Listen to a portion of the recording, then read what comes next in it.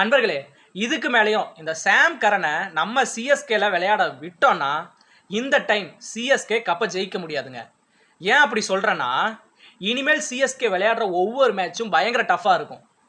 இதுக்கப்புறம் சிஎஸ்கே மும்பையில் போய் விளையாடுவாங்க. கண்டிப்பாக டெல்லி பிச்சில் போய் விளையாடுவாங்க. இந்த டெல்லி மும்பை பிச்செலாம் பார்த்தீங்கன்னா பேட்டிங் பிச்சு.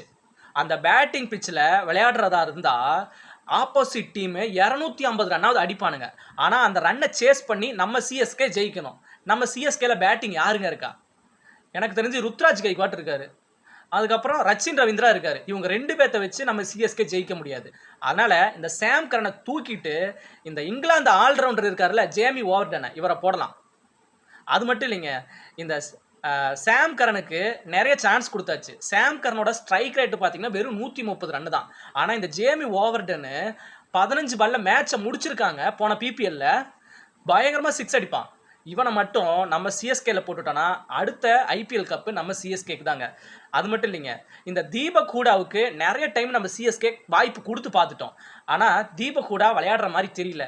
அதனால் தீபக் ஹூடாவை தூக்கிட்டு நம்ம விஜய் சங்கரை போடலாம். நம்ம தமிழ் பையங்க, எங்க சென்னை நம்ம தமிழ் பையனுக்கு ஒரு சான்ஸ் கொடுக்கலாம் இல்லையா?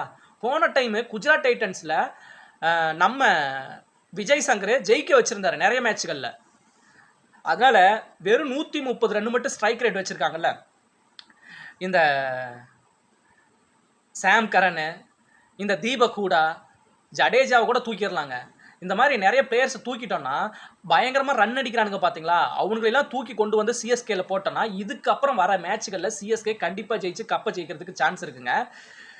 இந்த ஜேமி ஓவர்டனை 1.5 கோடி ரூபாய்க்கு நம்ம சிஎஸ்கே ஏலத்தில் எடுத்திருக்காங்க. இந்த ஜேமி ஓவர்டனை ஏலத்தில் எடுத்தனால தான் நம்ம சர்துல் தாக்கரை கூட நம்ம சிஎஸ்கே தக்க வைக்க முடியாமல் போயிடுச்சுங்க.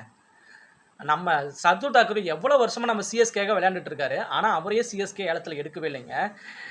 இதுக்கப்புறம் விளையாடுற ஒவ்வொரு மேட்சும் சிஎஸ்கே ரொம்ப டஃப்பாக இருக்க போகுது. கண்டிப்பாக இதெல்லாம் புரிஞ்சுக்கிட்டு பிளேயிங் 11ல் ஒரு நல்ல பெட்டரான மாற்றத்தை கொண்டு வருவார் ருத்ராஜ் கைக்வாட் அப்படிங்கிற கான்ஃபிடன்ஸ் எனக்கு இருக்குங்க. அடுத்ததாக சிஎஸ்கே ஆர்சிபி விளையாட போகிறாங்க. ஆர்சிபி பயங்கரமான ஃபார்மில் இருக்கானுங்க.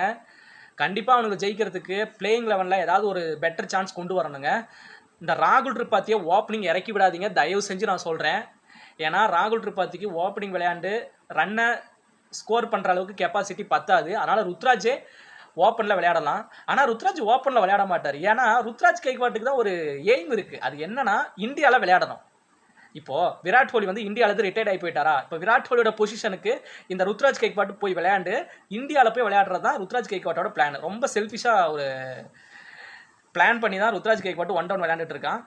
சரி, ரச்சின் ரவீந்திராவோ இல்லை மறுபடியும் நம்ம ராகுல் திரிபாத்தியும் ஓப்பனிங் விளையாண்டு ரன்னை ஸ்கோர் பண்ணாங்கன்னா பரவாயில்ல தான். சரி, அடுத்த மேட்சுகளில் நம்ம சிஎஸ்கே ஜெயிக்குமா? இனிமேல் ஜெயிக்கிறதுக்கு சான்ஸ் இல்லையா? சிஎஸ்கேல ஏதாவது மாற்றங்களை கொண்டு வரணுமா அப்படிங்கிற கமெண்ட்டில் போடுங்க, நான் பார்த்து தெரிஞ்சுக்கிறேன். இந்த வீடியோ உங்களுக்கு பிடிச்சிருந்தா மறக்காமல் லைக் பண்ணுங்கள், கமெண்ட் பண்ணுங்கள், ஷேர் பண்ணிக்கோங்க. அடுத்த வீடியோவில் நான் உங்களை மீட் பண்ணுறேன். பாய்.